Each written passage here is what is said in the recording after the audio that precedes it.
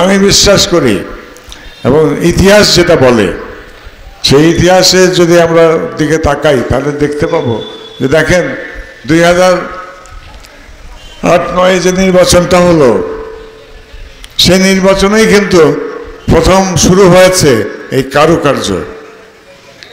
এই কারুকার্যের কথা আমি আমার প্রিয় নেত্রী দেশনেত্রী বেগম খালেদা জিয়াকে নির্বাচনের আগেই ওনাকে জানিয়েছিলাম যে এইবার কিন্তু অন্য কিছু হবে। তো উনি খুব সহজ সরল মানুষ, তো উনি বলেছিলেন তাই তো সব ঠিক আছে। আসলে সব ঠিক নাই এটাই প্রমাণ হয়েছে যে দেখা গেছে ওই নির্বাচনের পর থেকেই যে ধসটা নামিয়েছে তারা খুব সুকৌশলে এক এক সময়ে এক এক ধাঁচে নিয়ে এসছে। এই প্রত্যেকটা আমি বিশ্বাস করি যে প্রত্যেকটা নির্বাচনে আমরা যদি সেখানে সত্যিকার অর্থে নির্বাচন পেতাম তাহলে সেই নির্বাচনে আপনারা আমাকে মানে আমাদের ধানের শীষের প্রার্থীকে আপনারা নির্বাচিত করতেন। কাজে আমার এমপিশিপ কেউ কেড়ে নিতে পারত না।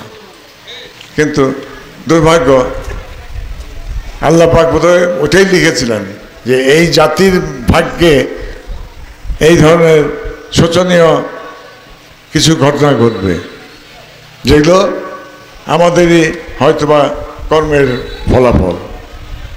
এটার জন্য আল্লাহ পাক দায়ী নন, এটার জন্য আমরা জনগণ দায়ী। কাজে সেই জন্য আজকে এটাই বলতে চাই যে দেখেন কোনো লাভ নাই আপনি করবেন জনগণের জন্য রাজনীতি করবেন বলেন, জনগণকে ভালোবাসেন, ভালোবাসার নমুনা কোথায়? ভালোবাসার নমুনা যখন সমস্ত কিছু ত্যাগ করে আসবেন, সমস্ত লোভ লালসার উঠতে পারবেন, কোন দুর্নীতি মুক্ত হয়ে থাকতে পারবেন। দুর্নীতি যেন কোনো রাজনীতিবিদকে গ্রাস না করতে পারে। এটা কার? এই যে টাকাগুলো আসে এই টাকাগুলো কার? আপনাদেরই টাকা। আপনারা কিন্তু হয়তো বুঝতে পারেন না, এটা আপনাদেরই খাজনা ট্যাক্সে দেওয়ার টাকা। এটা জমা হয় এক্সচেকারে, মানে ইয়েতে ওই কী বলে এটাকে, রাষ্ট্রীয় কোষাগারে। সেখান থেকে এই টাকাগুলো বরাদ্দ করা হয়, এই জনগণের টাকা। আজকে আমরা বলি 16 কোটি, এখন 16 কোটির চাইতে অনেক বেশি। যদি চূড়ান্ত গণনা হয় দেখবেন 18 কোটির বেশি হবে। 18 কোটি জনগণের এই খাজনা ট্যাক্সের টাকা, এইগুলো কেন চুরি করবে? কেন ভাগাভাগি করতে হবে? কি জন্য? ওটা তো শেষ করে দিয়ে গেছে। এই দেশ যেই আসুক এখন, আমাদের ওই যে কি বলে ইন্টারিম গভর্নমেন্ট, আমাদের আজকের যে অন্তর্বর্তীকালীন সরকার, সেই সরকার কি পুরোপুরিভাবে সফল হচ্ছে? পুরোপুরিভাবে কিন্তু সফল হচ্ছে না। কারণ ওই যে মাইটটা মাইনা দিয়ে গেছে, এই 50-55 বছরের স্বাধীনতার পরে থেকে যে সমস্ত ইয়ে আছে, প্রথমে মেরে দিয়ে গেল প্রথম 4 বছরের মধ্যে তার বাবা, মাঝখানে মানল আমাদের আরেক স্বৈরাচার। কে বলেন আরেক স্বৈরাচার? কে? এরশাদ, তাই না? আর সর্বশেষ তিনি এমন মারলেন যে তার দল ফল সহ গ্রামে গঞ্জে, হ্যাঁ, যেখানে যত তারের লোকজন আছে, আওয়ামী লীগ মানে তখন কি আওয়ামী লীগ হলো বিশাল ব্যাপার।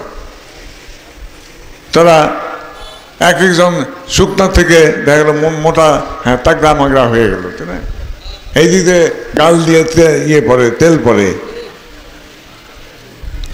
ঘাড় মোটা হয়ে যায়। তো এইরকম অবস্থা হয়ে গেছে।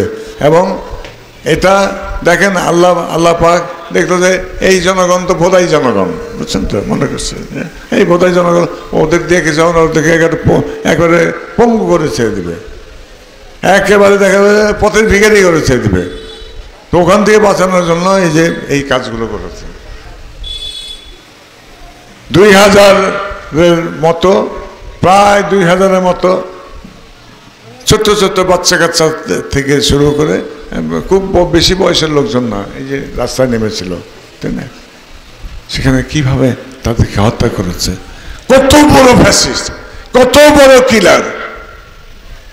আপনারা শুনেছেন এটা? এই যে মেজর বজলুল হুদা, মেজর বজলুল হুদাকে এই ফ্যাসিস্ট হাসিনা নিজে জবাই করেছে, এটা শুনেছেন? নিজে জবাই করেছে। এত বড় ফ্যাসিস্ট, এত বড় খুনি। এবং সেই শিক্ষাতে তার ওই আওয়ামী লীগের সকল, অলমোস্ট সকলেই শিক্ষিত দীক্ষিত হয়েছিল। এবং রাষ্ট্রের অবস্থা কি কি কি অবস্থা ছিল? মানুষ ভয়ে ভীত সন্ত্রস্ত ছিল, মানুষ কথা বলতে পারছে না ওদের বিরুদ্ধে। তো এইরকম অবস্থার মধ্যে দিয়ে কিন্তু দেশ গেছে। এখন তো দেশের কিন্তু 12টা বাজে 13টা 14টা বাজছে। এখন এই দেশকে, এই যে আপনারা ভোট দেবেন, আমরা জানি যে ভোট দিলেই কি হবে? ধানের শীষ, ধানের শীষ, ধানের শীষ। তো ধানের শীষ, তো ধানের শীষ আলাদা সরকার গঠন করবে ইনশাল্লাহ, তাই না?